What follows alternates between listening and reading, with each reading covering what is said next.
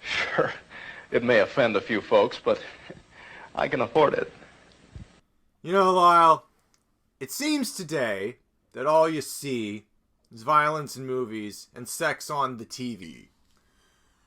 But where are those good and old-fashioned values on which we used to rely? I suppose it's lucky that there is a Family Guy, you know. We're lucky that there's a man who positively can do all the things that make us laugh and cry. He's a Family Guy!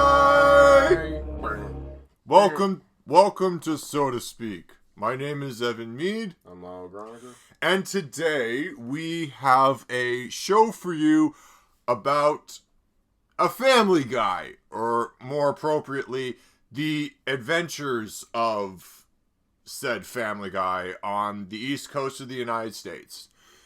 So, we all know Family Guy came on the air in 1999, got canceled twice, and is still running today, if I believe so. Yeah, it's still running. Okay, so we're going to do a bit of a deep dive into... It's on its 20th season now. Oh, no kidding. Cool. Yeah, it's been around for a while.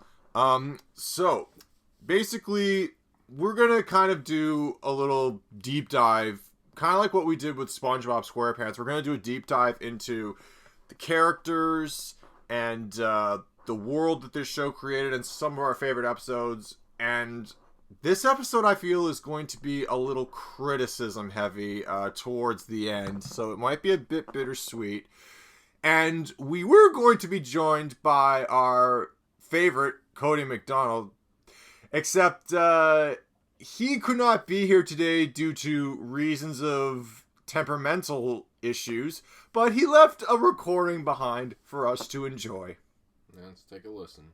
Where the hell do I even begin with this overrated, self-indulgent piece of annoyance? If you ever want to see a show that's helmed by a comedic fraud, aka Seth MacFarlane, whose main intention is to bank off of your knowledge on 80s and 90s pulp culture instead of crafting jokes and storytelling, Family Guy is the right show for you. Who needs constructed jokes, wordplay, and character intentions when you can just redo the same three over-the-top gags over and over and over again every single episode? And if that doesn't get repetitive, these writers will box you in the confines of constantly, and I mean constantly, setting up cutaways.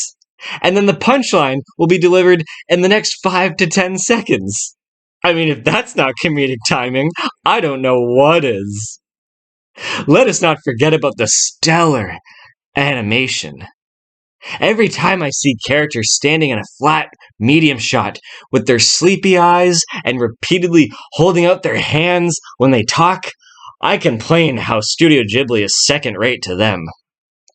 Someone should honestly give Seth MacFarlane an award for coming up with the most brilliant idea ever, which was, if we create a show that's devoid of subtlety and over-reliant on being offensive, and have it led by the ever-punchable Peter Griffin, instead of the two likable characters in the show, Stewie and Brian, we can avoid being compared to the iconic Yellow Family. Family Guy? More like fucking die! Boy, tell us how you really feel, Cody. Yeah. So, as, so amply was just demonstrated, Family Guy ain't perfect. But we're going to talk about the good, the bad, and the ugly with this interesting cultural phenomenon that has been with us for now 20 years. So, Family Guy was one of the many animated brainchildren of one Seth MacFarlane. He almost died on 9/11. And he's very, very open to share that fact. Yeah, I mean, in a lot of his cartoons, there are tons of 9/11 jokes. He makes 9/11 jokes up the wazoo. let's tell the very, very quick story of what we mean by he almost died in 9/11. He was scheduled to be on one of the planes that was hijacked and flown into the World Trade Centers, but he was hungover from a night of drinking and on September 10th, and he missed his flight by 10 minutes. That's insane. Yeah. But Mark Wahlberg had a similar story as well. Well, Mark Wahlberg's a little different. He didn't need to be on that plane, and he really figured that out because at the last minute he decided to drive to where he was going instead of fly. Yeah. If I understand the story correctly, he either decided to put his flight off another day, or he decided to just drive to where he was going. That's insane. Yeah. There could have been celebrities on that plane. Yeah. That's nuts. Well, I mean, Seth MacFarlane and Mark Wahlberg, they did collaborate on Ted, but enough about that. So, a little more background on just how the creator of this show almost died on 9/11. A little bit more about him. He went to college in Rhode Island, which is Rhode Island School of Design. Yeah, and as a college graduate, he would go on to work on some other animated shows like Johnny Bravo, Cow and Chicken. Yes. Dexter's Laboratory. Quite a few. few. One of his debuts, Life of Larry. Yeah, and I want you to kind of talk about that because Life of Larry and then the subsequent Larry and Steve, those kind of spawned some character nuggets that would eventually become Family Guy. Yeah, well, when he was 21, 22, Seth MacFarlane created a short called Life of Larry. And Life of Larry is essentially the prototype of what Family Guy would become. It's got this elderly man and his wife and his pet dog. And the dog talks naturally. And yeah, so it's essentially like early Peter and early Brian. A lot of the jokes in Life of Larry are very much recycled in the first season of Family Guy. And for that, it's kind of strange. The animation is surprisingly detailed compared to like what Family Guy became, which is kind of funny. And then after, there's not too much to say about Life of Larry, but Larry and Steve's actually pretty interesting. 2 years later, it's the same concept. It's an older man and his pet dog, but the pet dog is like doing a recording of himself, recounting his events with Larry. And, yeah, he's essentially Brian. He's, like, the sophisticated, sarcastic dog. And Larry's a friggin' idiot. And it debuted on the, show What a Cartoon. And, yeah, it's an interesting thing. There's not so much of a Family Guy vibe from Larry and Steve. It feels very much like a traditional cartoon. Yeah. I would recommend it if you're interested in, like, how Seth MacFarlane got his way into making Family Guy. Yeah.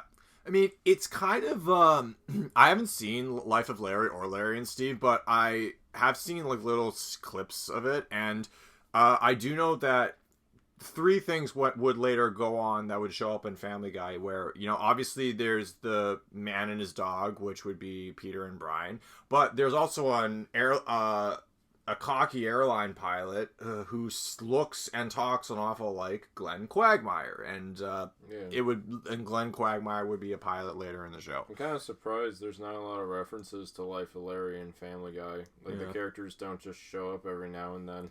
You'd think they would. Yeah. But whatever. Yeah.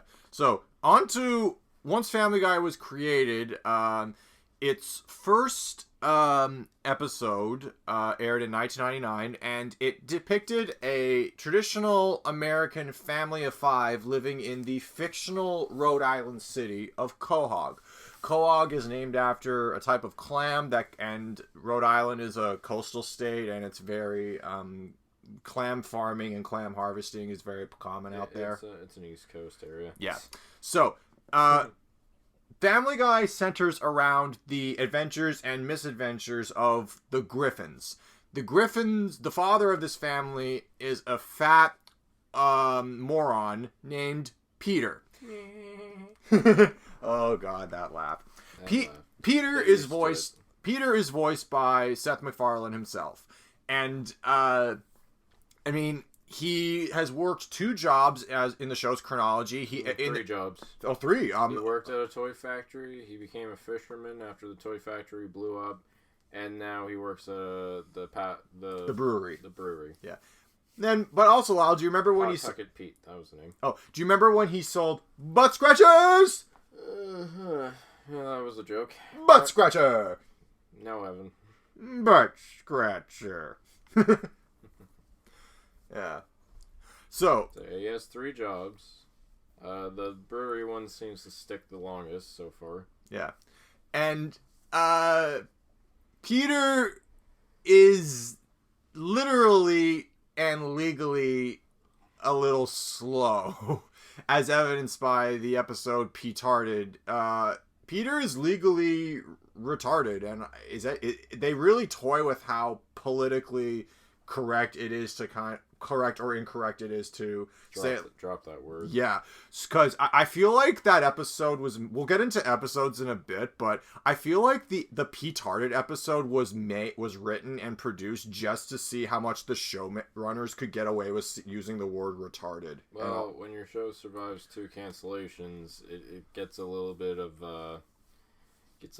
ahead of itself. Yeah. So unlike other cartoon characters who are just idiots just because they're written that way, there's an actual medical explanation to Peter's ignorance and stupidity.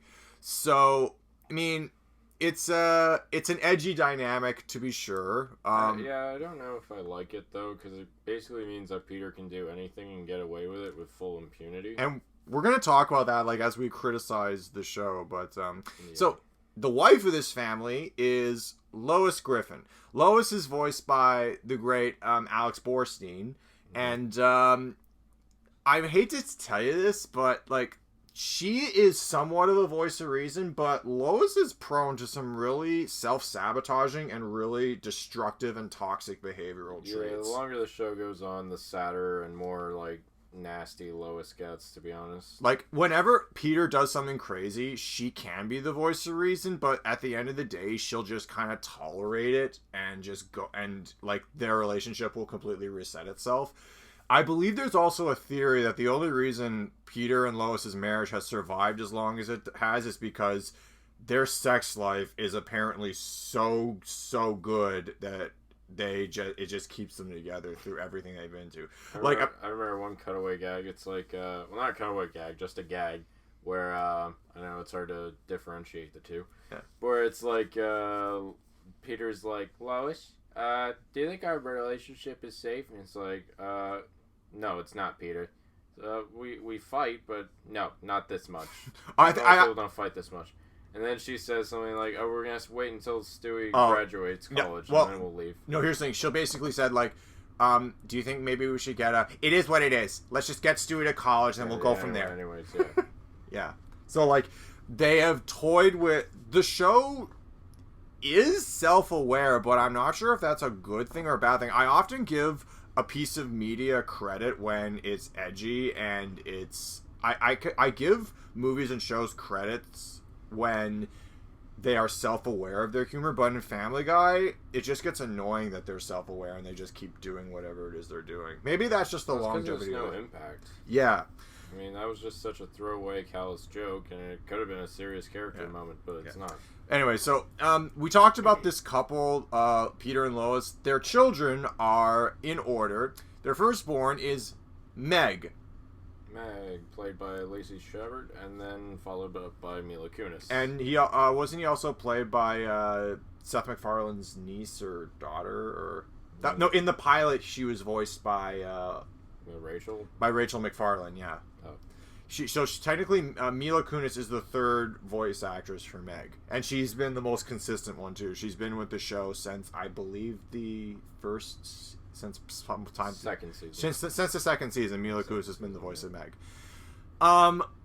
Meg can be really. She's a bit of an awkward girl who isn't very popular. She's misunderstood constantly. But one of the things that you might not like if you're a healthy-minded person is Meg is the butt of many, many, many cruel jokes directly at the expense of her physical and mental well-being. Yeah. Okay, so if you've heard the phrase "shut up, Meg" in pop culture, this is where it comes from. And apparently the reason why Meg is written this way is because it is an in-joke with the writing staff of Family Guy. They're basically they're harping on the fact that that female characters in animation are not written very well, and they're basically just they perpetuate that by joking about Meg being, the butt of abuse. And it is sad when you think about it, but in our favorite episodes that we're going to talk about, Meg isn't always a central figure. But I have seen one episode where Meg goes to, like, juvenile hall, and she comes out like, so, yep, that's Meg. And the second born is a boy named Chris. Chris is voiced by your main man, Seth Green. Last Seth on that show. Get used to it. Yeah. Unfortunately, Chris isn't a very well-developed character either. He really isn't. Of all of them, I'd say he's like the thinnest. Yeah. Ironically. Yeah, he's a chubsy wubsy, and like father, like son, because Chris is the literal definition of a degenerate. I find that sad, because Meg isn't a degenerate. Meg is just an abuse victim. Chris literally is he's an underachiever in school. He isn't really that sociable. He doesn't take initiative in life or career. He has a paper route, but other than that, he's forgetting he's 13. He sounds and acts a lot older than he is. Well, he's bigger than Meg too. That's true. And Meg is 18, which is crazy if you think about it. She's 18 now. I'm a little confused because she started out 16. Yeah, they kind of now the characters really age all that much. Yeah, they jumped the continuity with their ages, but okay. I find that forgivable. So, yeah, whatever indeed. So basically, that's Chris. Unfortunately, not much to say. The baby of this family is one Stewie Griffin. Now, Stewie, at first in the show, it was very clear that he has the ability to talk in complete sentences, and not only can he do that for a 1-year-old, he is extremely well spoken, and he's quite an interesting character. In fact, he may be one of the most well developed and well written characters on the show. He's voiced yet again by Seth MacFarlane, and by the way, if you've noticed that Seth MacFarlane voices characters, multiple characters, get used to that, because Seth MacFarlane voices roughly half the population of this fucking town. Yeah. No, I'm serious. And apparently, Stewie's voice and Peter's voice are the hardest voices for him to do in terms of training his vocal cords. Whenever he has to do a scene where Peter and Stewie are talking in the same scene, it exhausts him, and he'll actually come away from the recording booth looking red in the face. No, interesting. Yeah. He can sing as them too. It's pretty incredible. Yeah, I know. And I know you don't like musical numbers, but Family Guy will pull a musical number out of their ass once in a blue moon. I'd say a bit more than a once in a blue moon. Yeah. They're a very musically inclined show. I would say more so than other stuff in their vein of entertainment. But anyways, so one of the cool things about Stewie is that for the first half of the show, at least, they want to write him as an evil genius who is constantly trying to take over the world and kill Lois. And kill his mother, Lois Griffin, because to him, Lois is a neglectful, malicious, and abusive parent, despite the fact that Lois tries her damnedest to be the best mother she can be. And Stewie just wants to kill her for no particular reason. And eventually, they kind of drop this shtick with Stewie being an evil genius hell-bent on taking over the world. And they kind of made him just an edgy character. He's basically a baby who acts like an adult. That's basically all he is. Yeah. I feel like, now, that's the Griffin family. I feel like we forgot. Oh, yeah, I did. The dog, Brian, who is also voiced by Seth MacFarlane, and Brian is the one character on the show who sounds like Seth MacFarlane's actual voice. Mm-hmm. For the first half of the show, Brian was a voice of reason and rationality, and he has a lot of insightful things to say. Unfortunately, that rich character development we saw in him got traded up for pretentious asshole. And pretentious racist and sexist asshole. So, like, he's super... He became a douchebag. Yeah, no, he's basically this virtue-signaling social justice nut job when it comes to political insight, but which is very much like what Seth MacFarlane is in real life. But the problem is he doesn't practice what... He rarely practices what he preaches. He owns a Prius and he drives it around thinking he's this big environmentalist who's saving the planet. But he's a total douche. His love life, yes, the dog has a fucking love life with humans. And apparently Fox initially had a big problem with that because, bestiality. But they're pretty coy about it. It's not like he outright does anything. Yeah, no, like the higher heads at Fox are apparently very opposed to Brian being in anything long term with a woman. That's why he has a dog. He has an estranged human son that he basically created with a woman. He created with a woman. Yeah, no, like he conceived a human son with a woman. One way to put it. And after this, in discussion, like if this wasn't a comedy, you would think like this is the weirdest fucking show ever, and it is. Like, so Brian can talk, Brian can act like a human. People kind of just acknowledge in this world, they acknowledge the fact that he's a dog and is as intelligent as a human. But what's weird is there aren't that many other dogs in this universe that are on his level of existence. Like, all the other dogs in the show act like how a dog would act, but Brian... there was his replacement, Vinny. That's right, yeah. Yeah, he could talk. Vinny, and also there was a Seabreeze. No, Seabreeze didn't talk. Yeah, no, Seabreeze didn't talk, but how do you think that relationship went? Because Brian had puppies with her. At least it's a friggin' dog. Yeah. Yeah. No, don't forget his gay cousin Jasper. Oh, right, yeah. But anyways, yeah, so... I say that because that's his only character trait. Yeah. But anyways, the showrunners are the producers at Fox are very hesitant to have him be in anything long term with a woman so that's why Brian's human to dog relationships are always failures. I have a question. What's the question? When Stewie talks, do any of the adults hear him, or is it only Brian that can understand him? At first, I honestly thought that was the case, but it's been established like after season 3 or 4. It's established because at first, like, Stewie would say something, crazy and demonic, and Lois would be like, "Aw, who's your cute little baby?" I thought they were going for something like Rugrats, where the adults can't hear the adults can't hear or understand Stewie, but Brian is the only one who can.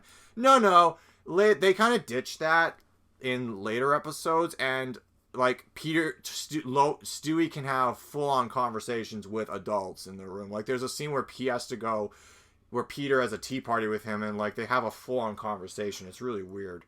Also, in the Stewie Loves Lois episode, it's perfectly clear she can understand him because Lois, Mom, Mommy, Mama, Mom. What? Hi. Yeah. So, yeah, that's the Griffin family, and they live their daily lives in... So how about the citizens of Quahog? Well, first of all, the family lives on Spooner Street, and their neighbors are all Peter's closest guy friends. How lucky can you get? Like, Yeah, would it be really. great if, like, all, like, our friends lived on the street we live on? Yeah. That'd be awesome. But anyway, so, Peter's closest guy friends, there is Cleveland Brown, a black guy who is uncomfortably voiced by a white guy. Mike Henry, yeah. Yeah, also fun fact, a black girl auditioned for the role of Meg Griffin, but Seth MacFarlane didn't give her the role, specifically because he was uncomfortable with a black woman voicing a white woman. Yeah, but a white guy voicing a black guy, totally fine. Yeah.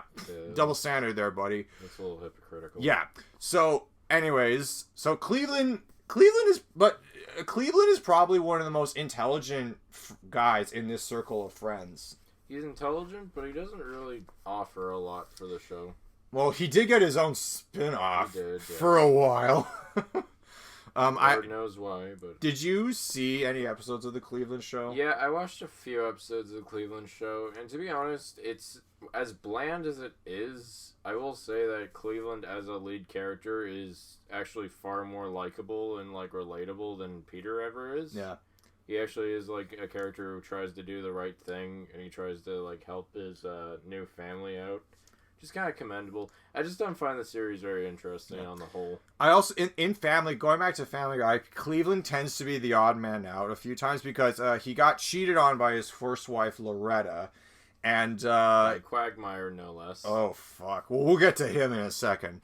But basically, he got cheated on, and then he got a new wife, and he actually had did he have kids with his second wife, or does he have kids with both his wives, or...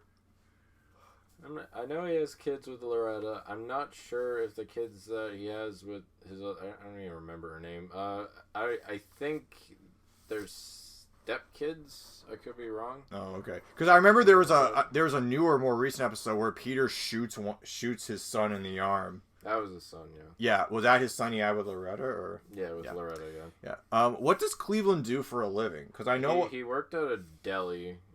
through the early part of the show. I don't really know what he does anymore. They don't ever cut back to it again.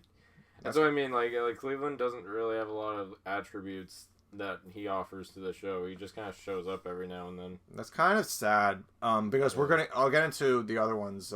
He's not as well defined as the others. So, their other neighbor is Glenn Quagmire, who is an airline pilot. And in his personal life, he is unmarried, a single bachelor, and he takes full advantage of this by sleeping with as many women as he can, just spreading the seed like a carrot farmer. I swear to God. And he is quite the sex offender that the show is passively admitted to. Yeah. He's committed statutory rape probably multiple times, easily. He's had extremely bizarre relationships with women. He's done things without women's consent. Oh yes. He is like that guy. You know how whenever we talk about the Me Too movement and they picture this predatory guy that we're trying to keep out of society and try to keep out of the workplace, or at least we're trying to control them. That's Glenn Quag. We're trying to stop the Glenn Quagmires of the world. Which is too bad, because of all the characters, I do like his a lot. Like, if he wasn't so, like, if he wasn't so sexual, I actually think he would be a pretty decent guy. Well, if he didn't do anything, like, illegal or morally unethical... Yeah. If he, we're not slut-shaming, but we're just saying, like, if he was a lot more ethical with his treatment of women...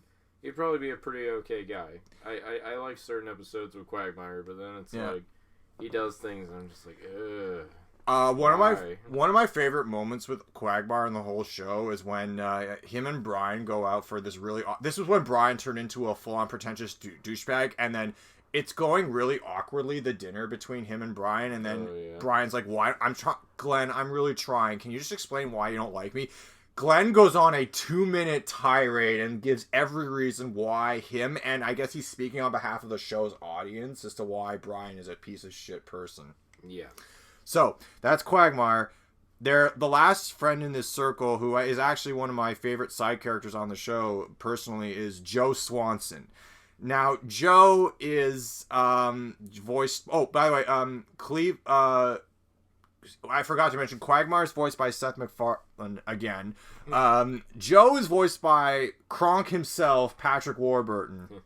Oh god, I love this guy already. So anyways, in addition to having like this wonderful voice, Joe is a police officer and this all-around macho guy who can be cool and collected, but he's in a wheelchair because of an accident he had. Like, he got pushed off the roof by the Grinch.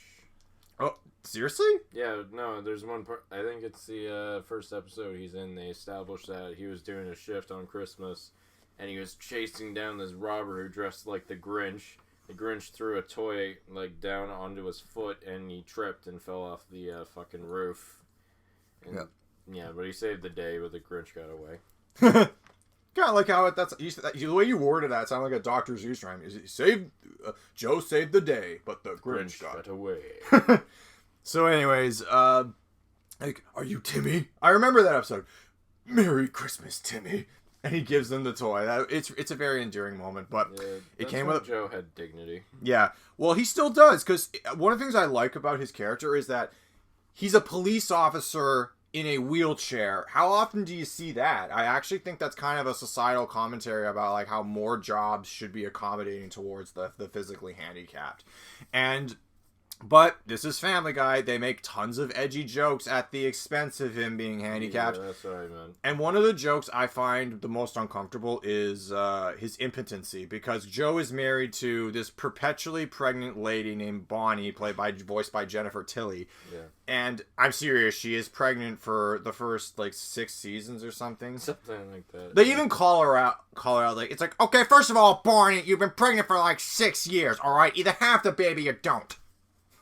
Yeah. So essentially, the fact that the impotency jokes make me a little uncomfortable, because I feel I'm very much against sex shaming. I know we just talked about fucking Quagmire.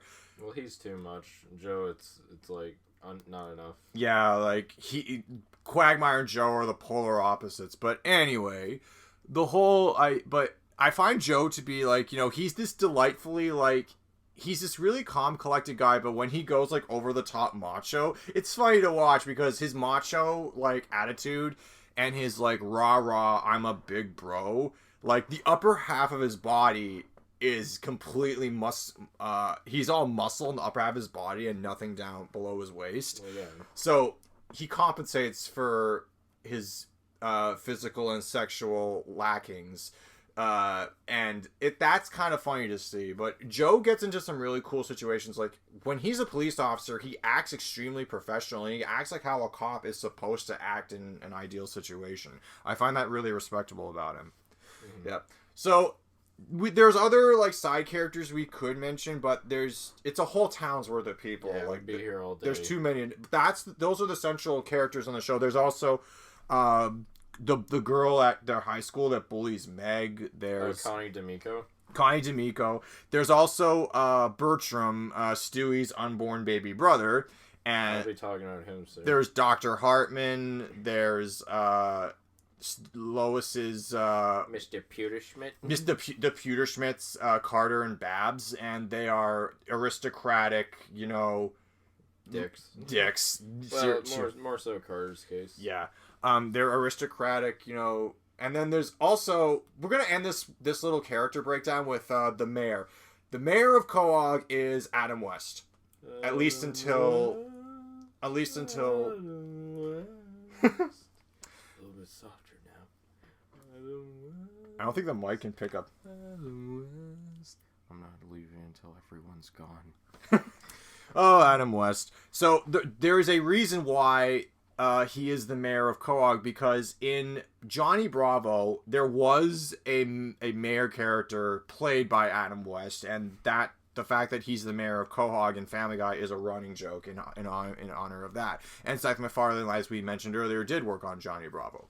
So those are the characters and the setup and the world that this show creates. So let's kind of talk about our favorite episodes, because even though like we're here to rip on the show, we got some. It's not for nothing. Like the show has some gems. Yeah, we should like reiterate. Like the show definitely has its moments. It is funny. It was pretty huge for a little while, for quite a while. It got revived for a reason. Yeah, I mean it was popular. It resonated with people. So we're just gonna give a shout out to a handful of episodes. Now, Evan, you picked the post revival era of this show because that's when you started watching it, right? Yeah, the first time I ever caught, right when I was watching that other cartoon Family at the age of 13, Family Guy came on after, and I remember seeing the episode Model Misbehavior, and I thought it was pretty funny. It was funnier in a different kind of way from other shows, but my mom saw the humor and she forbade it immediately. Oh yeah. But once my brother entered his teen years, my brother got an iPod and started downloading Family Guy episodes, and there was nothing my mom could do to stop him, so she kind of just laxed it. So I didn't become a hardcore fan of Family Guy, but now that it's on Disney Plus, I can watch any episode I want at the touch of a button. So Eat it, Netflix. We don't want seasons 9 to whatever. yeah. Or 11 to whatever. Anyways, So I picked episodes from the original run. From Why the don't first we- 3 seasons. why don't you talk about your favorite episodes first, and I'll talk Yeah, about because mine. when I started watching Family Guy, I had the box set because I used to watch it every now and then on TV. Yeah. When it was a little bit more censored. Yeah. And my mom did not like how I acted every time I watched an episode. I remember one time I was chasing my dog. He's like, "Get back here, you little bitch!" And I said it in the same way as Stewie. And I got grounded, and I was never able to watch the show again until I got older. But I still snuck it. I also snuck The Sopranos. I mean, I don't care. Yeah. I used to watch that stuff. So yeah, if I'm gonna start this, my first episode of the day is Death is a Bitch. Wasn't that the first after the pilot? That's the first episode of the first season. No, it's in the second season actually. Oh, okay. You're thinking I Never Met the Dead Man. Oh, okay. The first season has a lot of allusions to 1940s cinema. There is a reason for that. Apparently, Seth MacFarlane actually wanted to take this old 1940s drama and it's 1940s drama serial, and he wanted to name every episode of Family Guy after he wanted to make every episode name of Family Guy a spoof of an episode name from that show. But I guess people wouldn't have gotten the joke. Yeah. So I mean, Seth MacFarlane, he's a classy guy. He's a classy guy. I mean, Yeah. look at that show. Stay classy, Family Guy. yeah. Anyways, Death is a Bitch is all about Peter finding a lump on his body. He thinks it's a malignant tumor. Gets it checked, and it turns out to be completely benign. But he has to pay an exorbitant medical bill because it's the U.S., right?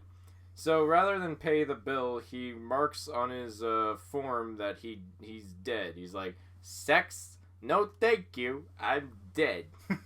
And so after celebrating Peter's good health, Death literally shows up at his doorway.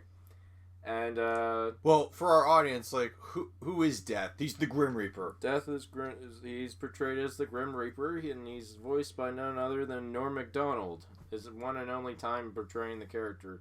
And what makes this episode for me is that Death is such a snarky asshole. He's like a lovable asshole. Norm Macdonald delivers him so wonderfully. I don't think anyone else could have nailed him the way he does. And the way he just there's so many bits. I'm trying to remember. I remember one bit where he's playing the game of life with Lois. It's some people might find this ironic, but honestly, I'm bored as hell. Oh, Lois, this cocoa. I thought you made it. You said you were gonna make it with milk, not crap.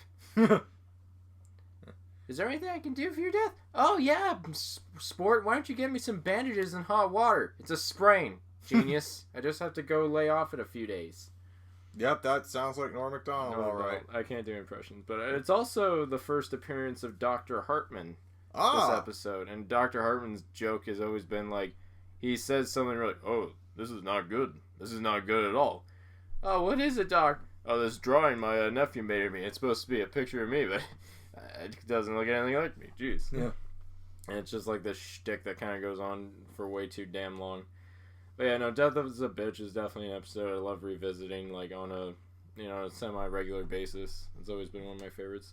The next one on my list is Emission Impossible. Emission Impossible is about Peter and Lois. They go visit her sister who's having a baby. And afterwards, Peter gets the idea of having a fourth child. And Lois agrees. And Stewie, feeling like he's going to be forgotten about if they have another younger sibling, goes out of his way to make extreme lengths to make sure that Peter and Lois don't fornicate. Now I know how the Catholic Church feels. Yeah, there's a lot of great stuff in this episode. It's interesting to note, Carol Kane and Wallace Shawn guest star in this episode, so it feels like a Princess Bride reunion. Aw. I freaking love the Lois song that Peter plays to Lois. Like, Lois, you can't spell love without L-O. You can't spell is without I-S. You can't spell silo without Lois. And take it away from the pet rock. oh God, no, oh God. And then, then there's the Star Wars Recreation where Stewie shrinks himself down to like a microbe, goes inside Peter's body.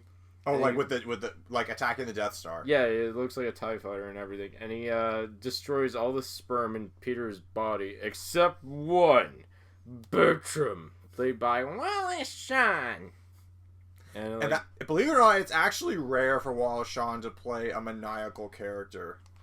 Because Wallace Shawn usually plays timid characters who are very like passive aggressive and very likable, and a lot of them don't like confrontations. Did you see him in Princess Bride?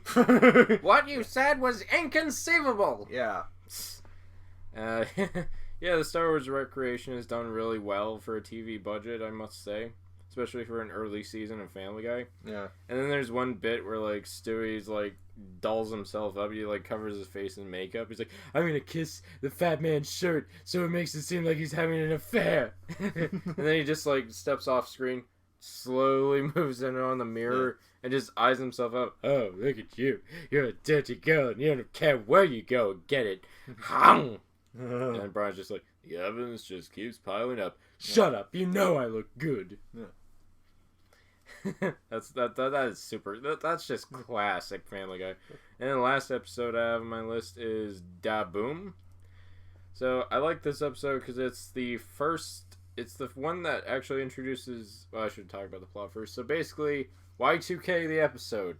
If you don't know what Y2K was, it was a big conspiracy that when the year 2000 hit, the computers would crash and everyone would be left in the dark ages. Yeah, no, like nuclear warheads would launch themselves sporadically. Airplanes would drop out of the sky. And cats and dogs living together.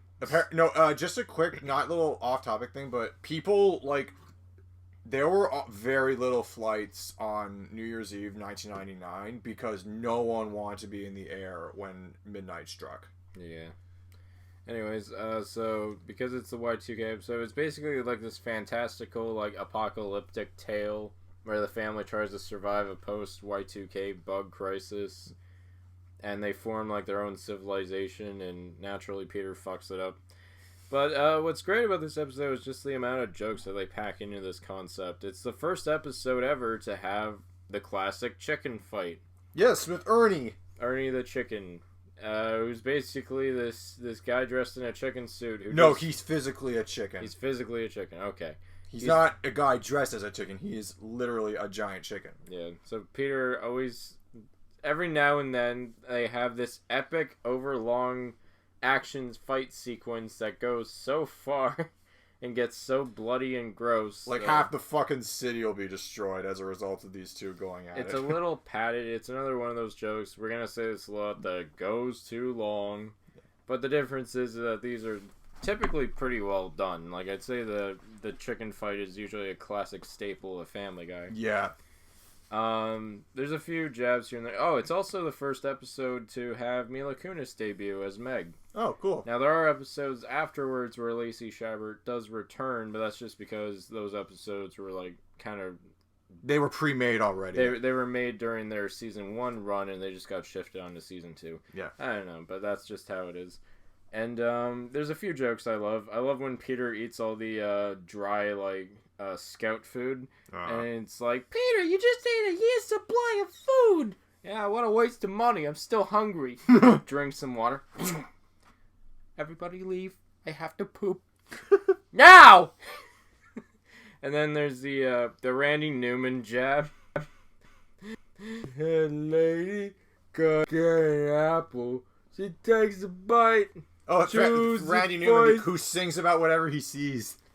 And then takes a long, hard look at Randy.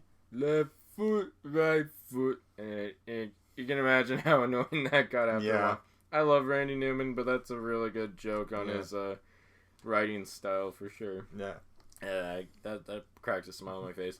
I think my favorite part of the episode is when Stewie comes in contact with some radioactive waste and turns into a mutant octopus. Who lays fucking eggs. It's like, ooh, you're getting heavy. I'm going to flood the basement so that you can get some more exercise. Oh, yes, I do believe I've gained some weight. Oh, my goodness. I seem to have laid an egg. Well, I don't know what... Well, that wasn't so difficult. I don't know why these women are always complaining. Makes a huge pile of eggs. Look at me. I'm Fred Astaire. It takes the eggs take over the entire town after the Griffins get kicked out. And then it culminates, I don't know why, but it culminates in this JR reference, this Dallas reference, which was an old show where it's like they killed off one of the main characters, and then the whole season the ratings tanked. So like the next season, it opens as like the whole last season was a dream sequence, and the main character came back. Oh. So it's like, wow, fuck you, show. I love it where it's like, it's like, oh, honey, there's some sort of Family Guy where he's in the world and the baby was an octopus. Hey, it's okay. Hey, what's Family Guy? They even got the actors back. That's kind of amazing, actually. Yeah. That just shows how dedicated Seth MacFarlane is to old school TV. Not only that, but he said that if he could revive one old school sitcom and bring it back, he would revive All in the Family. And this really shows because the theme song of Family Guy is a parody of the theme song of All in the Family. Well, it's a send up, yeah. Yeah.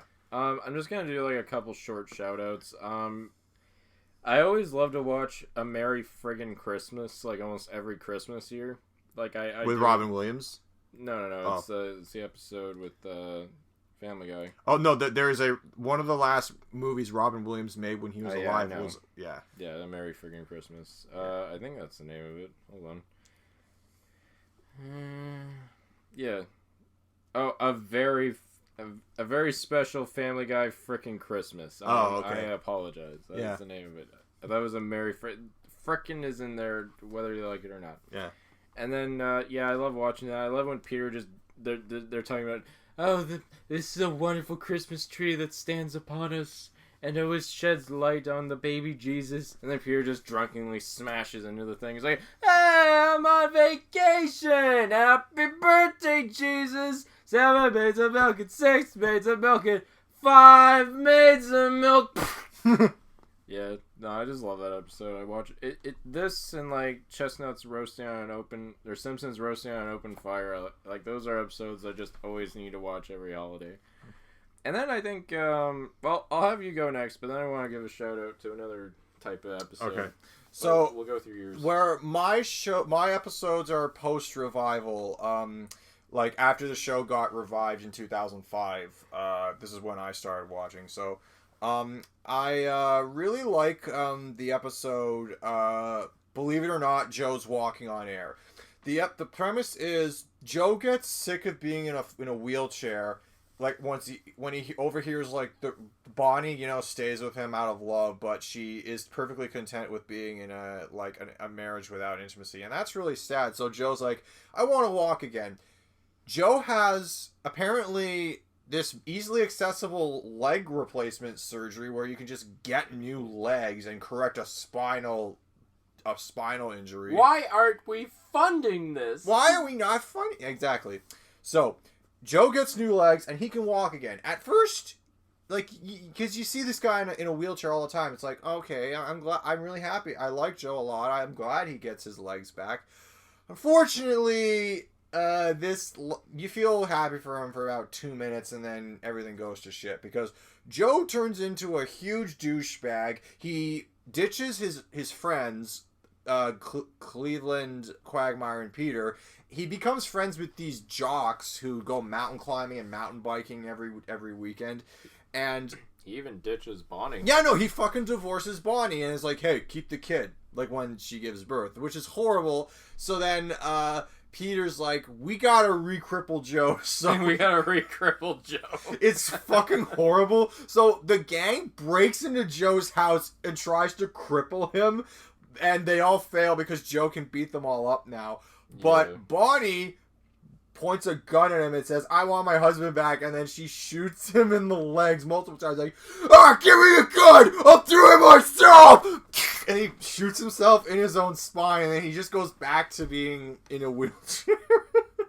Like, Yeah. I like this episode, like, I love how it toys with the whole playing on the expectation of, like, you want to see the guy you like who is handicapped walk again, but what if he stopped being handicapped and got his life back and turned and abused the shit out of it? That's what I like about the episode so much. And I know Joe goes from being like one of my favorite characters to being a total unlikable piece of shit, and that's it's funny how they invert his character like that. Also, it lends itself to a couple of self-aware jokes about the cutaway gags, and like Peter earlier when they're all drinking at the Drunken Clam, which is like, you know, their local watering hole in Quahog, Cleveland says, "I hate it when shows cut away to some random bull crap," and then they show Hitler on a unicycle juggling fish, and then later when Peter's like, "We gotta re-cripple Joe, it's the right thing to do," like taking out Hitler, they cut back to Hitler on the unicycle. Peter punches him out, like, "See, we had a plan for that all along." So yeah, so that's one episode that I really like. Another one I like is this is probably my favorite episode of the whole show until I see one that makes me laugh harder. Long John Peter. The A plot and B plot of this episode just like other shows, there's an A plot and a B plot to the episodes, but this later becomes problematic with the plots, and I'll explain. But the episode starts with Brian going to the vet, and while at the vet, two things happen. Peter finds a parrot that he randomly just kidnaps and adopts as his own, and he goes too far with having a parrot on his side, and he literally becomes a pirate, and he goes around basically robbing pharmacies, sexually harassing Lois, and just being a literal pirate in the real world. Like, and it's so one of the attacks the Commonwealth. Yeah, there's this British guy in a fucking car, and they like have this like naval battle at sea on the road. You know, where civilian casualties don't fucking matter in this world. Yeah, you know, like you do. Yeah, and exactly. You know, like you do could be like the tagline of the show. Seriously. So, anyways, while this is so eventually Peter drops the whole pirate shtick out of buttfuck nowhere when his parrot dies in one of his missions, and then once the show completely forgets about Peter causing property damage and, you know, making life harder for everyone around him, Chris develops a crush on a girl named Anna who works as the secretary at the vet office, and Anna is voiced by Amanda Bynes. And remember her? Yeah, no kidding. Anyway, so they have a crush. They go out on a couple dates, and it's going really, really well for Chris. Unfortunately, Peter gives him the most misogynistic, macho, patriarchal advice on dating ever, and Chris actually takes it to heart, acts like a big douchebag, and then he leaves her. And Lois actually plays the devoted, loving mother who shows Chris the error of his ways in a nice way, and actually says, you know, you guys have to apologize to Anna and make up for what you did. And I actually really like the way this episode ends at the expense of Brian's physical well-being. It's like, well, I'm sure you could come up with some excuse to go to the vet. I don't even want to. I feel like if I talk about it, it's just gonna ruin the joke. Oh, it's a physical gag that just makes me. The timing is actually really good. It just makes me laugh. Yeah. Watch the episode. I'm not gonna spoil it. It's too funny. Okay. But oh yeah, no, Chris, you're a cool guy. Brian, shut up. So. All's well, it ends well. So, the last episode I want to talk about is actually when the show started to become really, really edgy. The plot of this is, Peter feels left out at work at the brewery, and he wants to get a promotion. But his boss, Angela, voiced by the late, great Carrie Fisher, Yeah, seriously. No, she's great on this show. But anyway, so Angela tells him, "I'm not giving you a promotion because you didn't even pass third grade." So in a Billy Madison knockoff, Peter like tries to promote the company to get business, and he bombs a children's hospital in the process. No, I am not kidding about that. I shouldn't laugh at something so horrible, but I'm going to tell you what the show does with that later on. So, he bombs a children's hospital to try and promote the brewery. And then his boss says, if you want promotion, just go back to the third grade, do it over again, and pass the class, and you'll be fine. So then Peter re-enrolls in the local elementary school, and just like Billy Madison, he is a total douche, like, around the kids. He's totally inappropriate. He's a horrible influence on these 8 and 9-year-olds. He wins a spelling bee or whatever, and then he's like, hey, I passed third grade. He goes back to Angela. This is the best part of the episode for me. He says, I passed third grade. Do I get the promotion? She's like, no, you don't get your promotion. You're going to jail. You bombed a children's hospital. What, did you think we forgot about that? And then it actually starts on almost a whole other plot where, like, he has to own up to what he did. Peter actually goes to court for But then you realize it's the last minute of the show, and he gets a slap on the wrist, and see you next week, Peter. Yeah, I know. Like, I like that. Well, the fact that, seeing Peter in the most inappropriate environment possible is always funny to see. Like, and the fact that there might have been consequences, that don't go anywhere, unfortunately. Yeah. So, also this episode spawned a meme. Remember when the little girl brings her Barbie to show and tell, and Peter goes, "I'll let you do the line." Oh my god! Who the hell cares? Lyle, I'm trying to tell you about a scene. Oh, you're quoting the line. But yeah, no, that basically every time, like, you see something you don't care for on the internet, you just drop that line. Oh my god, who the hell? Yeah. Yeah, and then you're popular, I guess. Yeah. No, you're not. So do you have any shout? I just wanted to give a quick shout out to the fact that the best episodes of the show are uniformly the Stewie and Brian episodes. And I want to talk about noteworthy episodes, because, like, while there's episodes that we aren't talking about, like, that are our favorites, there are some really noteworthy episodes that we're going to talk about. Yeah, I think the Road to series is definitely the best reoccurring episode in the show. Definitely. Road to Rupert is, like, a beautiful episode that actually shows the origin of where Brian came from. Yeah. And then there's, like, a whole bunch of the other ones that are funny. There's, like, a road to, like, the North Pole or something, which is a super dark take on Santa. Yeah. And then there's also the multiverse episodes, which are super unique. I actually really like multiverse those. episode is actually Seth MacFarlane's... the multiverse episode is Seth MacFarlane's favorite episode in the whole show. I can see why. And interestingly enough, Seth MacFarlane, despite being the creator and half the voice cast, he only has written and directed. He's only written 3 episodes in the whole show. Oh, yeah, he wrote North by North Quahog. That's a good episode. And I can't remember the other 2 at the moment, but so he wrote. He's only written 3 episodes in the whole show. Yeah, even episodes like Back to the Pilot, I really like, because it's like, hey, it's the new Family Guy going back to the era I actually like. Oh, cool. Yeah. So, yeah. So, anyways, in some noteworthy episodes, there are the Road to episodes. There's Stewie kills Lois, which was a 2-parter. Literally, he kills Lois in the most overtop way possible, and at first you think, oh no, what happened to Lois? They show, and then Lois comes back and has this big, action fight with Stewie in the Oval Office. The motherfucking White House. And, because Stewie, evil plan, kill Lois, take over the world. So Lois stops him, and then it turns out that it was all a simulation. And apparently, even in a simulation, Stewie cannot kill Lois successfully. That's probably why he gave up. Yeah.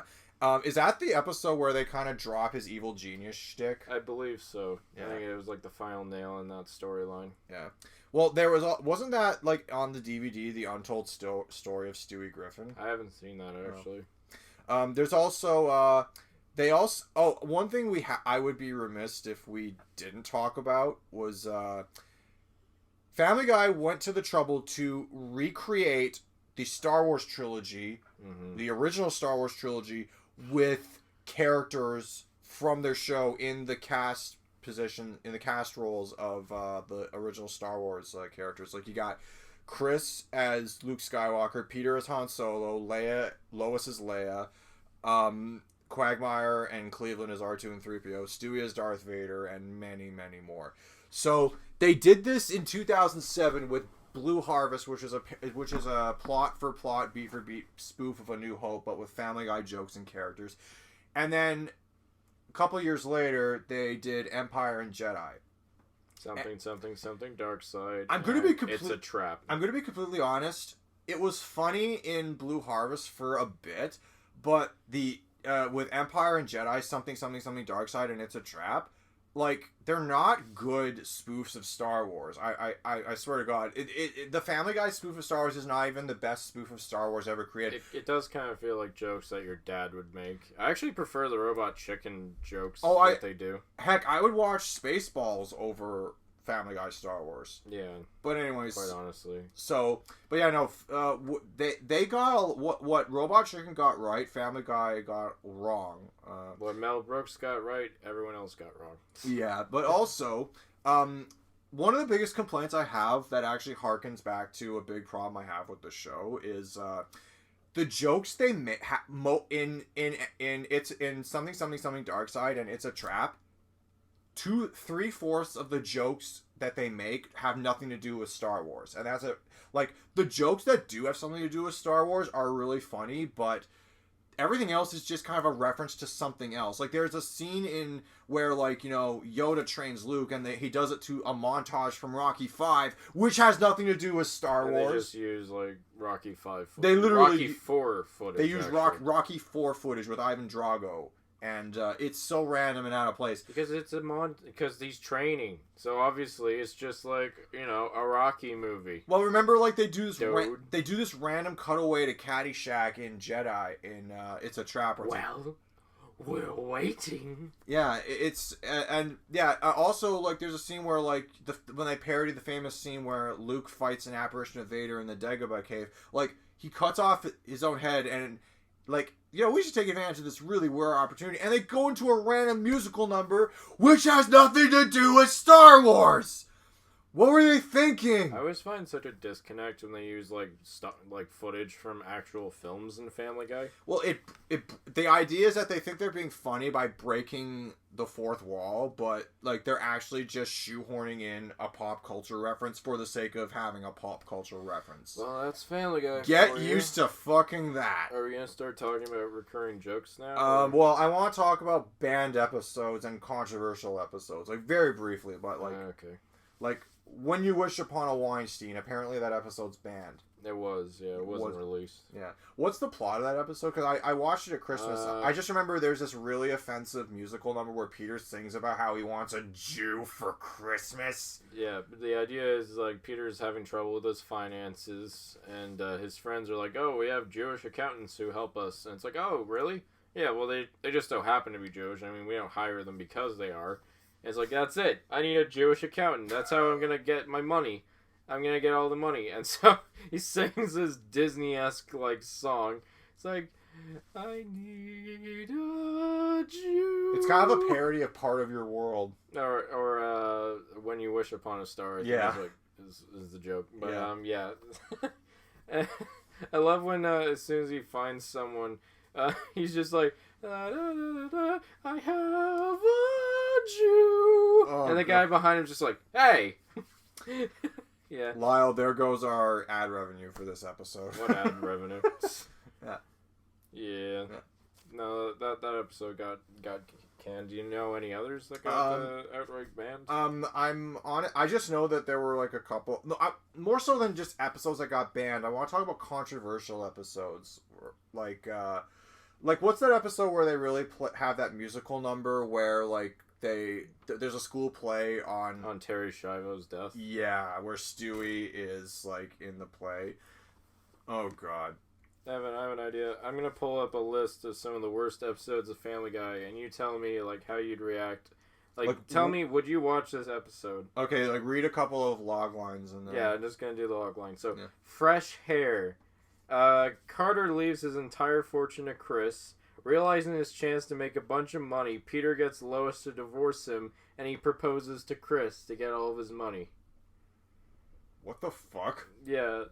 So, incest the episode. Jesus Christ. Followed up by Chris teaching Carter how to masturbate. Oh, come on. Well, I mean, I get the joke because Carter's an old man and Chris is a chronic masturbator, so. Yeah. Seahorse Seashell Party. In a 3-part special Fox event, there's a hurricane that hits Quahog, and after wasting time, Brian takes a massive acid trip on mushrooms, while Meg finally confronts her family for treating her so poorly. That actually Does that sound like a funny episode? It sounds kind of like an. It doesn't sound funny. It sounds dramatic, but it sounds interesting. You've never seen the mushroom trip that Brian has? No. It's traumatizing. Oh, it's shit. Honestly like the darkest thing Family Guy's ever done. Does that make you kind of scared to do mushrooms? I know, like, you and I have talked about trying, but. Yeah, there's good trips and bad trips. Yeah.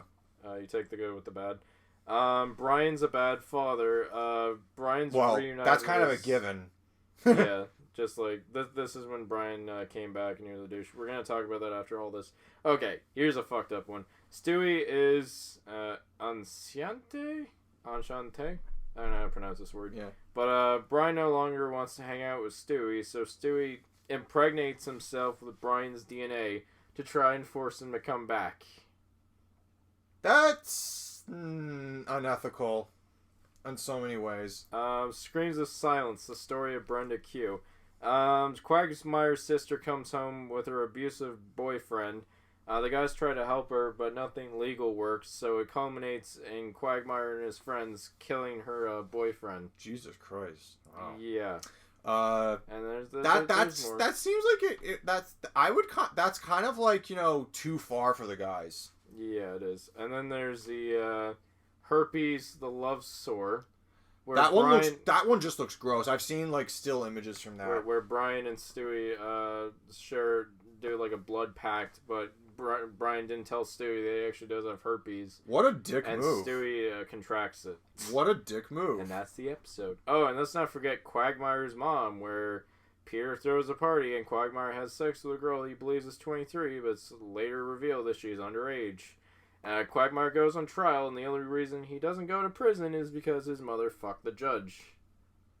Wow. What a great concept. Well, remember how I said Quagmire has committed statutory rape multiple times. Yeah. I'm going to culminate this with Life of Brian. This is the last one I'm going to bring up, because it was actually a pretty major event. This is the episode that killed off Brian Griffin. And then they replaced him with a dog called Vinny. He was played by one of the guys from The Sopranos. I don't know his name.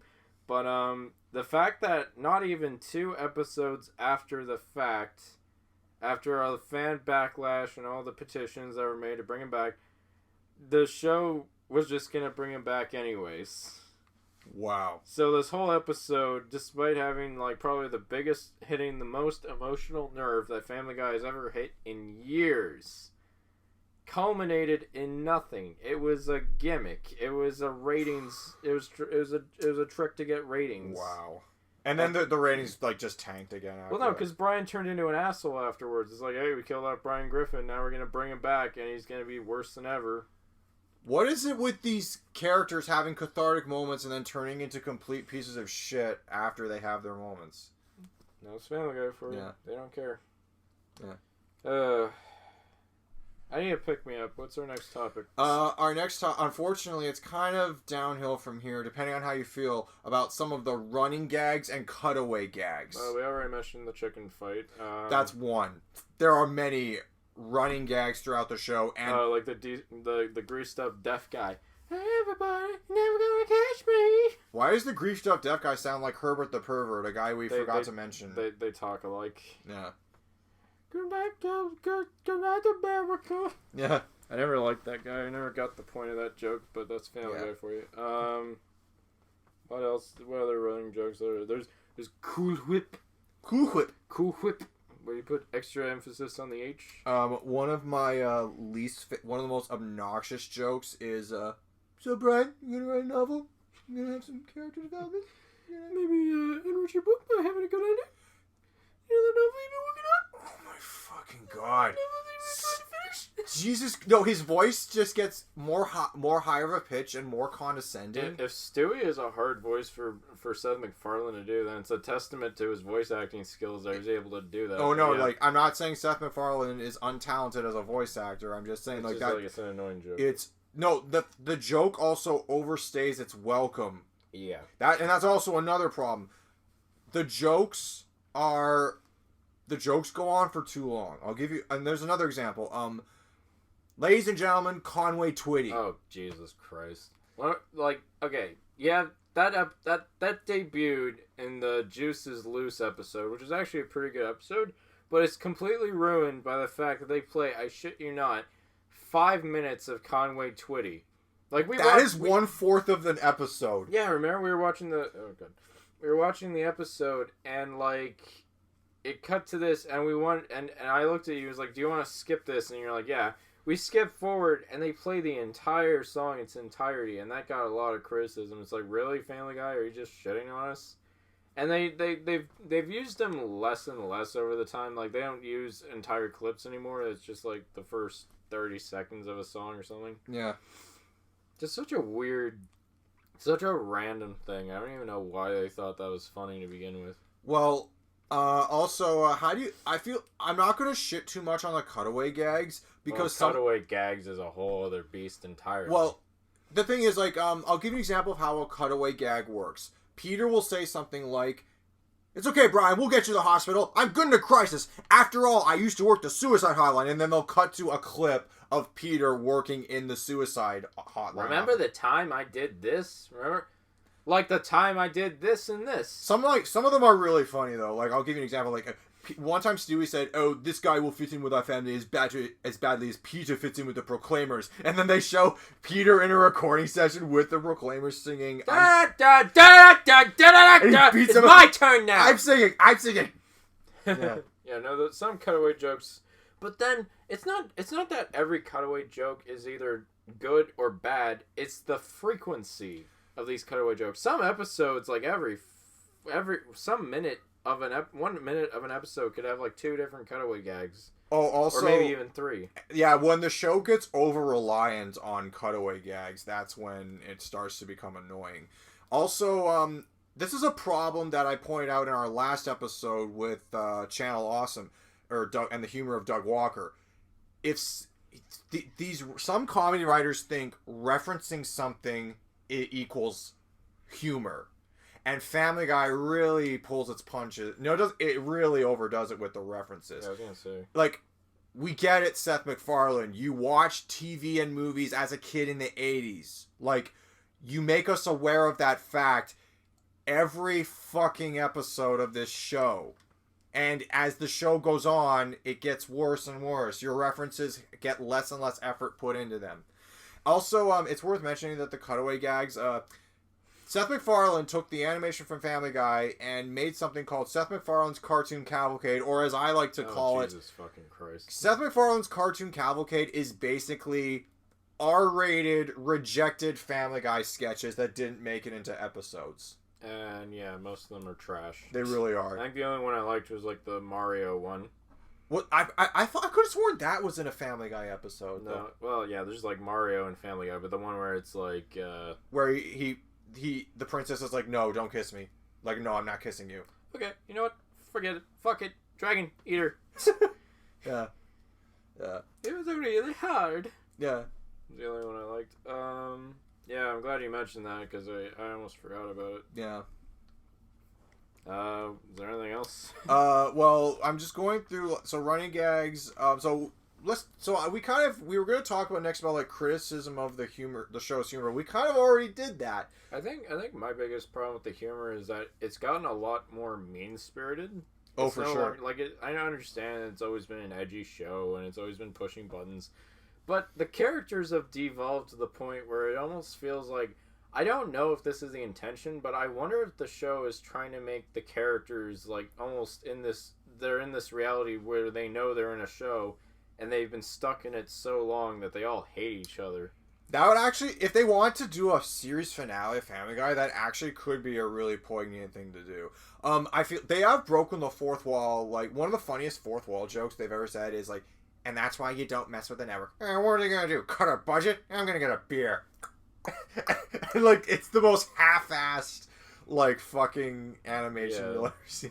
That's the joke. Yeah. But yeah, that's the thing. Like, I appreciate the earlier seasons of this Family Guy a lot more because it felt like a lot of jokes were more crafted, and episodes felt more whole because they had like a plot and they ended on a note.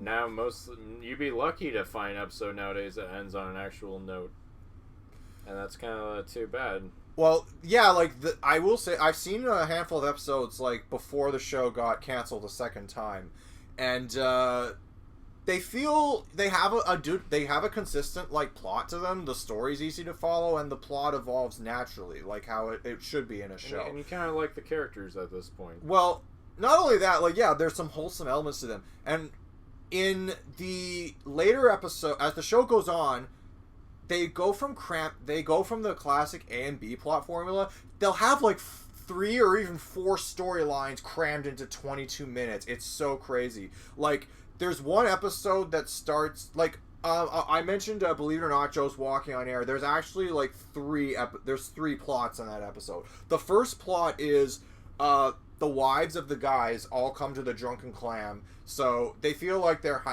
watering hole, their guys' night out watering hole has been overtaken by women. So they go and build their own club in Peter's backyard, and then the wives discover that too. And then at one of these parties, Bonnie talks about her sex life with Joe, or lack thereof, and then that inspires Joe to get handicapped, and then Joe, it goes from the guys just wanting a quiet place away from their wives to Joe wanting to have his legs back, to Joe getting his legs back and turning into a big asshole, to action movie knockoff where they have to re-cripple Joe. So there's like 4 plots in one episode. Like, it's too much, and that's not even the worst example, I'm telling you. Like, if you can think of another example off the top of your head, where like there's just too many things going on in one episode.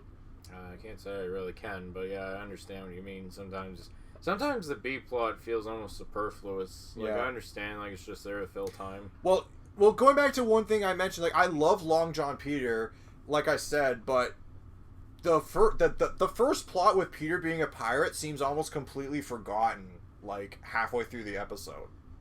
Like, the episode's called Long John Peter. You'd think the whole episode would be about that. No. But yeah, so one of the things that I also will say is that, like, like I said, the show's humor gets way more darker and way more mean spirited. This kind of shows in an episode where it's called like the D in like Apartment 23, where I kind of may have flubbed the name, but the plot of this episode, it was released in 2017. The plot is this: Brian reactivates his Twitter account to kind of, spout his political agenda. And one day, he goes to see a movie at the theater. Oh, yeah. And he goes to see Baywatch. He has a choice between seeing either Baywatch or what was that? Or I think it was Ride Along 2. Ride Along 2 or Baywatch, which were both movies that were out in theaters at the time. And he's like, Ride Along 2 or Baywatch? No, thanks. I went to college. And I'm going to choose Baywatch because I went to college. Apparently that was a dig at black people and how they're stereotypically uneducated. And the whole Twitter sphere interprets that as Brian being a racist prick, which, let's be honest, he is a racist prick. Like, that's one of the things about Brian. In all of his douchiness, he's a covert racist. Like, he won't... Yeah, because there's parts in the show where he'd bark at black people and just like, sorry, it's from my father's side, I'm so sorry. Yeah. Like, he's not a malicious, like, white supremacist racist, but he's a covert racist. So basically, he makes a racist joke, and then this results in... It's obviously, like, an exaggerated, what happens when you say the wrong thing on the internet. I mean, I will say, my favorite part of the episode is when Chris and Meg are in the cafeteria and they're all like talking about Brian. It's like, your dog's an asshole. Get him out of here. And it's like, it was just a joke. Oh, yeah? And then it culminates in this really epically done send-up of Kingsman, the Secret Service, where they all kick ass to the beat of Freebird by Leonard Skinner. I love that joke. And then it culminates, and then at the end of it, Chris is like, it's just a joke. And everyone's dead and laying around them. They also... that was awesome. They also... Well... The episode called Brian makes an apology. Of course, no one fucking buys the apology because, you know. I have a question. And then the episode ends with him having to move into a really crummy neighborhood and just living the rest of his, however long it is, in a cruddy apartment. I have a question. What's the question? So we talked about the humor. How do you feel about the animation? Well, eventually they stopped using hand-drawn, which like a lot of shows did. They now animate digitally, and that's when they redid the opening animation for the intro, for the theme song. How do I feel about it? I gotta be honest. I'm not an animation critic or connoisseur, but like I do notice when something switches from hand-drawn to flash. It's very noticeable for me. Well, I'm not so much concerned about the style, but the amount of animation in an episode. Like, do you feel like... Because I think one of the biggest criticisms of Family Guy, I'll let you know on this, is that more often than not, each and every scene is just a flat angle, two people sitting in a room talking. Every now and then they'll lift their arms up while talking. Oh! Their animation, their facial expression doesn't change all that much. You know what? I do notice that, where it's like wide shots or like medium wides or medium wides. They don't do like shot reverse shot where two characters are talking to each other. They used to do that in the earlier episodes, then they ditched that. Well, what I find is what they do now is that they do shot reverse shot, but what they do is like when there's a big emotional punch, they'll do this thing where it's like there's this slow push in on the character behind it's like an over the shoulder, and it pushes past the character in the foreground, and it's just a big emotional thing, but then they'll keep opening and raising their arms up and down, and that's it, and then it just cuts to a wide. Wow. It's like that they do that so often now. I don't like that. I've been studying the way they animate the show, because as a director I kind of like keep an eye out for that sort of thing, like how do they direct episodes of Family Guy? Yeah. More often than not, it's just like medium wides, flat angles, nothing really particular. Like Simpsons had more style back in the day. One of the things I do notice that now that you mention it, but one of the things I actually do kind of admire the show is when they want to recreate like a scene from a movie, they do it like almost frame for frame. Like with Star Wars, they recreate tons of iconic moments from the series with like ships. Mainly with spaceships, but like they do it like almost to a T. There are moments where the animations shine. Like remember that one part in Road to Rupert where they recreate the Gene Kelly Jerry and the Mouse dance sequence. Yeah. And instead they superimpose Stewie into it. That was pretty clever. Yeah, I know that's. But I feel like they didn't do it completely because you can still see if you look at the animation, you can see Jerry's reflection in the floor. Yeah. So they didn't get all of it, but that was pretty good regardless. Yeah, I think it's a matter of budget, perhaps. Yeah. Because they do get a lot of guest stars. Well, in the multiverse episode, they blew most of their animation budget by getting a Disney parody of like they go to a universe where everything's hand drawn by Disney and everything's so whimsical and the animation is just stellar. Yeah, and then there's like bits where it's like CGI and stuff. Like I understand that. I'm not saying Family Guy just has all around terrible animation. Yeah. But it's like I just noticed the laziness sometimes, and more often than not, they don't really strive to like do better. Yeah. So I want to end this episode with a comparison to that other cartoon family of 5. Oh yeah, that I mentioned a few minutes ago. Yeah, The Simpsons. So, it's no secret that when Family Guy came on the air and people started paying attention to it, people said, this is the same premise as The Simpsons. Like, you have a family of 5 and their misadventures in a suburban American town. Mm-hmm. So it's like, yeah, like how original like can that be? But despite the fact that, you know, the general premise it was copied, there are tons of differences and nuanced similarities between the Family Guy and Simpsons, but ultimately, I honestly feel like one works more so than the other, and I'll tell you why. We didn't even mention the crossover episode, which was helmed by the Family Guy writing staff with Simpsons approval.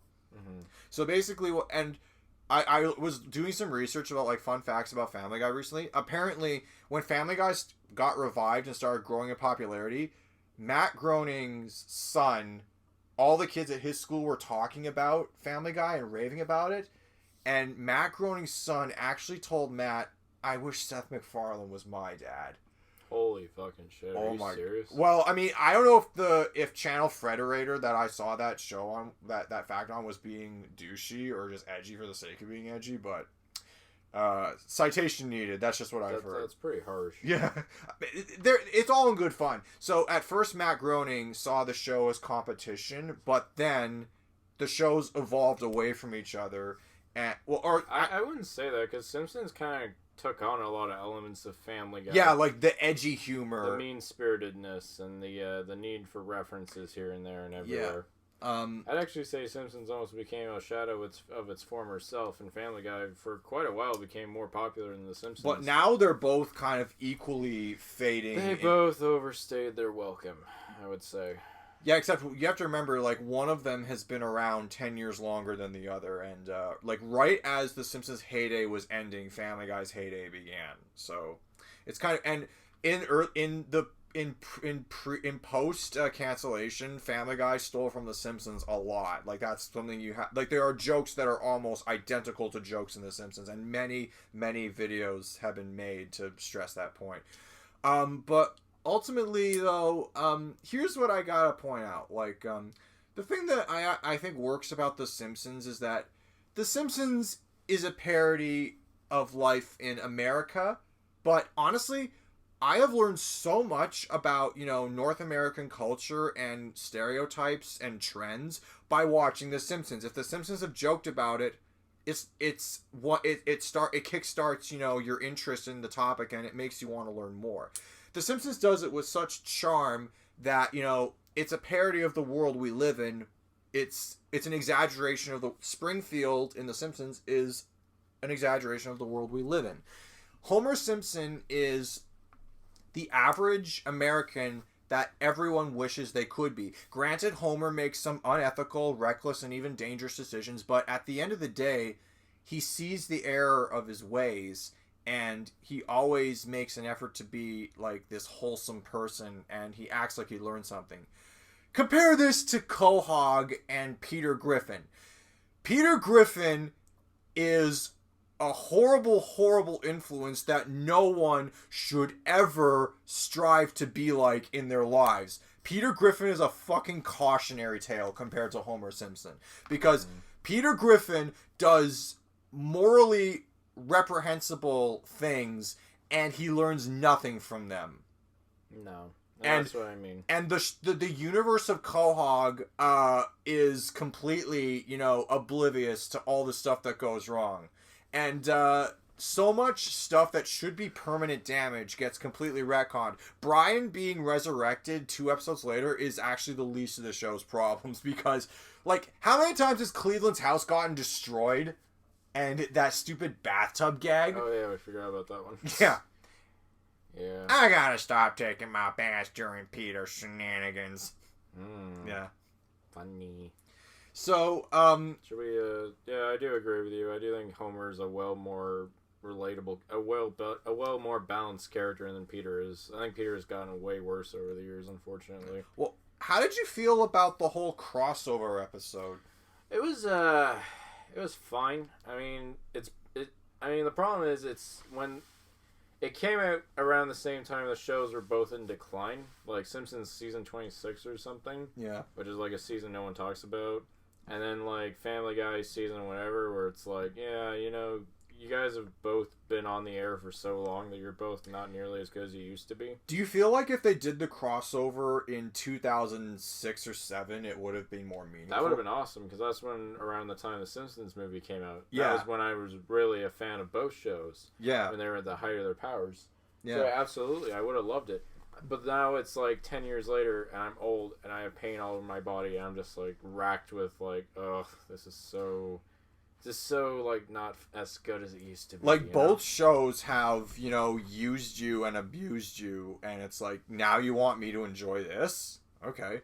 Yeah. But and the Family Guy humor does not gel well with the Simpsons humor. Well, they kind of show that by like the Simpsons, the Griffins are run out of Springfield because in the plot they go to Springfield and Springfield is too PC compared to Quahog. So what happens is like there's a character arc where Lisa inspires Meg to be like, the best version of herself, and then Meg repays her like, I'll never forget you, Lisa. I carved your name into my arm. And like Lisa Simpson all bloodied, and Lisa's just like, what the fuck? I was like, okay. And then you'd think that Marge and Lois would be best friends, and they get along well, but there's not much more to it than that. But yeah, because they're not like the funny part of the show. Yeah, but also they try to establish like this friendship with Bart and Stewie, but unfortunately, because Maggie can't talk, so like Stewie would have no connection with her. But because Bart and Stewie are both bad boys and they're both evil geniuses to a degree, Stewie takes Bart's troubles and goes and responds way too far. Like there's an episode where like Nelson bullies Bart as he's been doing throughout the entirety of the show, and Stewie basically kidnaps and tortures Nelson, and Bart's like, whoa, what the fuck, dude? Yeah. It really shows how great Chris is as a character when he can't even be in the same level as Bart Simpson. Yeah. The writers don't care about him. But yeah, that's what I mean. Like, this show doesn't mesh with Simpsons, because Simpsons doesn't go that far. Well, also, there's also jokes... this is probably the one time where you'll see Ralph Wiggum die. You know that meme? I'm in danger. But yes, that's that's comparison. You got to acknowledge that both the creators of both shows are notorious for hating crossovers, but Family Guy helmed it ultimately because Seth MacFarlane was convinced that a crossover could work. Because remember, this guy's a child of the 80s. He's so nostalgic that like he was overly optimistic with the fact that he's like, okay, I think a crossover with The Simpsons could work. But I feel like The Simpsons like did so out of like it was trying to capitalize. It was inevitable, and I think they both could have used a ratings boost around this time in their show's history. So I'm not against it.